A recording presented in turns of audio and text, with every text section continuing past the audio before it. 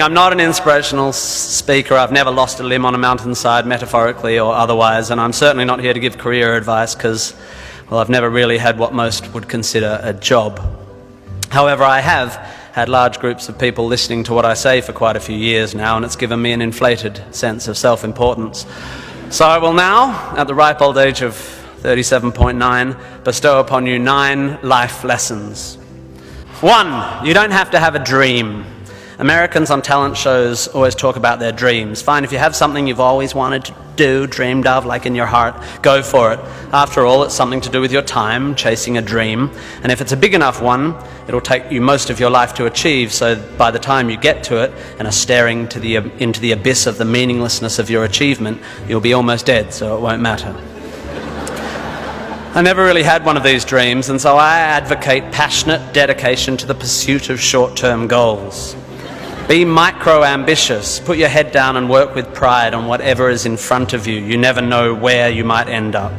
Just be aware the next worthy pursuit will probably appear in your periphery, which is why you should be careful of long-term dreams. If you focus too far in front of you, you won't see the shiny thing out the corner of your eye. 2, don't seek happiness. Happiness is like an orgasm. If you think about it too much, it goes away.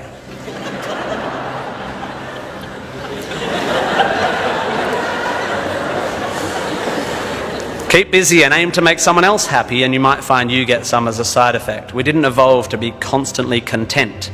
Contented Homo erectus got eaten before passing on their genes. 3, remember, it's all luck. You are lucky to be here. You are incalculably lucky to be born. Understanding that you can't truly take credit for your successes, nor truly blame others for their failures, will humble you and make you more compassionate. Empathy is intuitive, but is also something you can work on intellectually. 4, exercise. I'm sorry, you pasty, pale, smoking philosophy grads, arching your eyebrows into a Cartesian curve as you watch the human movement mob winding their way through the miniature traffic cones of their existence. You are wrong and they are right. Well, you're half right. You think, therefore you are, but also you jog, therefore you sleep, therefore you're not overwhelmed by existential angst. You can't be can't, and you don't want to be. Play a sport, do yoga, pump iron, run, whatever, but take care of your body. You're going to need it. Most of you mob are going to live to nearly 100, and even the poorest of you will achieve a level of wealth that most humans throughout history could not have dreamed of. And this long, luxurious life ahead of you is going to make you depressed. 5, be hard on your opinions. A famous bon mot asserts that opinions are like arseholes, in that everyone has one. There is great wisdom in this, but I would add that opinions differ significantly from arseholes, and that yours should be constantly and thoroughly examined.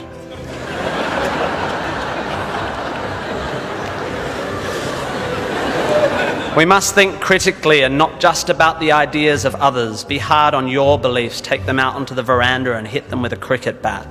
Be intellectually rigorous. Identify your biases, your prejudices, your privileges. Most of society's arguments are kept alive by a failure to acknowledge nuance. We tend to generate false dichotomies and then try to argue one point using 2 entirely different sets of assumptions, like 2 tennis players trying to win a match by hitting beautifully executed shots from either end of separate tennis courts.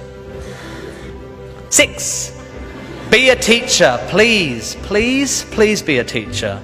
Teachers are the most admirable and important people in the world. You don't have to do it forever, but if you're in doubt about what to do, be an amazing teacher.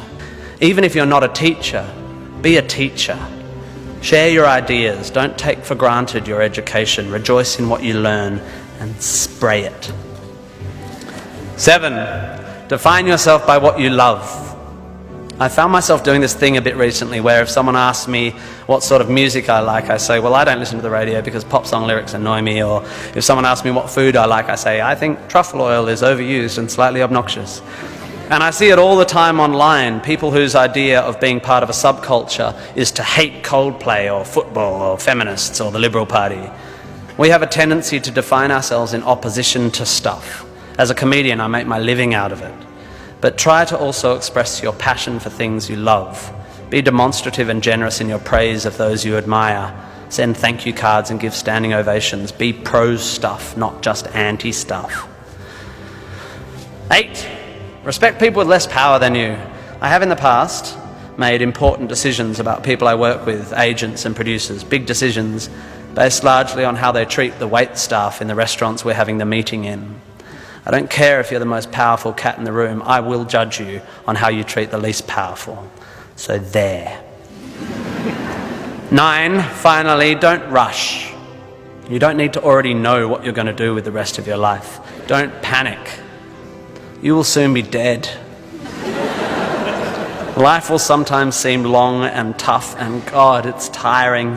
And you will sometimes be happy and sometimes sad, and then you'll be old, and then you'll be dead. There is only one sensible thing to do with this empty existence, and that is fill it. Not fill it, fill it. Life is best filled by learning as much as you can about as much as you can, taking pride in whatever you're doing, having compassion, sharing ideas, running, being enthusiastic. And then there's love and travel and wine and sex and art and kids and giving and mountain climbing, but you know all that stuff already. It's an incredibly exciting thing, this one meaningless life of yours. Good luck, and thank you for indulging me.